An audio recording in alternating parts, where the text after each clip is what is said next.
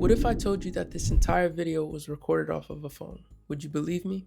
Probably not, so let me just show you. You see, a lot of the time now, people compare and contrast what they have versus what they don't have, and thinking that they need the best, latest equipment in order to get the job done, when realistically, you don't need too much. If I could go back right now and switch my whole setup up, I would, but unfortunately, that money's already spent, we're already in debt. It makes no sense to do that. You see, nowadays, a lot of people want to buy the latest, brand newest gear because they think that's what's going to get them the gigs, the jobs, all the pretty stuff. Take this for instance. Every single clip that you're looking at right now was shot on an iPhone 15. Not the latest, greatest equipment, not a $3,000 camera or the iPhone 17 Pro Max. It was shot on an older iPhone, and you probably didn't even know the difference until I mentioned it. What I have learned after buying a lot of expensive gear is that a lot of it is the same.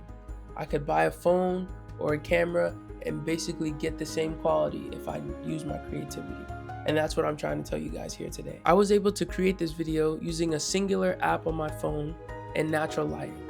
That's all it took. No special ND filters, lighting, or a camera rig setup. Just my iPhone, a tripod, and natural lighting. That's it. To actually make my phone shoot like a real camera, I'm using an app called Blackmagic Camera. Instead of auto everything, this lets me lock in all my settings: frame rate, shutter speed, ISO, and white balance. So the image doesn't randomly shift mid-shot. I can choose my resolution, change aspect ratios, and even monitor my exposure properly. The point is simple: more control over the phone, which equals more cinematic shots. When it came to scripting this video, it was the same as any other. I had to write things down, jot down notes and things that I wanted to speak about, and then go about recording them. I had to go out into the field, get B-roll that made sense to the video, and everything else that comes with planning a video. There was no change between using a $3,000 camera and using my iPhone.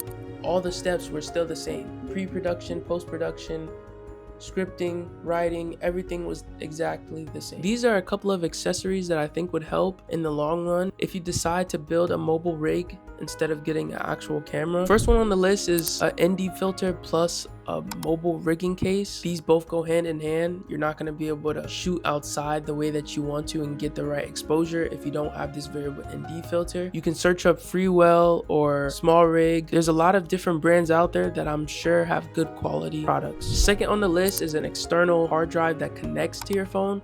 I recommend Lexar. I heard good things. You can get 1 to 2 terabytes worth of storage. Ideally, I would go for this one as well, simply because it's not going to be dangling or hanging in the way when you record. And if you end up wanting to color grade and shoot and log, then your files are going to be quite hefty on your iPhone. So having an external storage is a must. And third on the list would be some type of audio recorder. It's important that you're able to record audio when you need to, even if it's something very cheap and minimal. Good quality audio is going to take your videos to a whole nother level. So the conclusion that I am coming to is that if I could go back and do things differently, I would buy a secondhand phone or just a phone in general, because I know it's not going to be as expensive as a camera.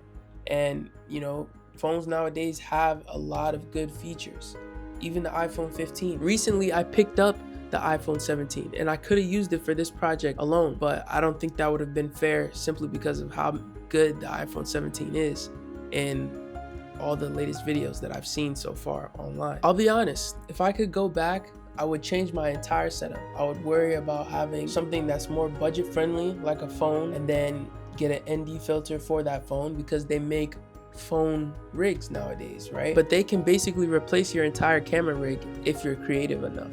You can get a case for it, an ND filter, external storage, the list goes on and on. You can build a mobile phone rig and get the same quality and go from there. There's a lot of things that I didn't have while recording this video, and I could have waited to record, but instead I used what I had in this exact moment and just pressed record rather than waiting for the perfect time, because that perfect time isn't gonna come back.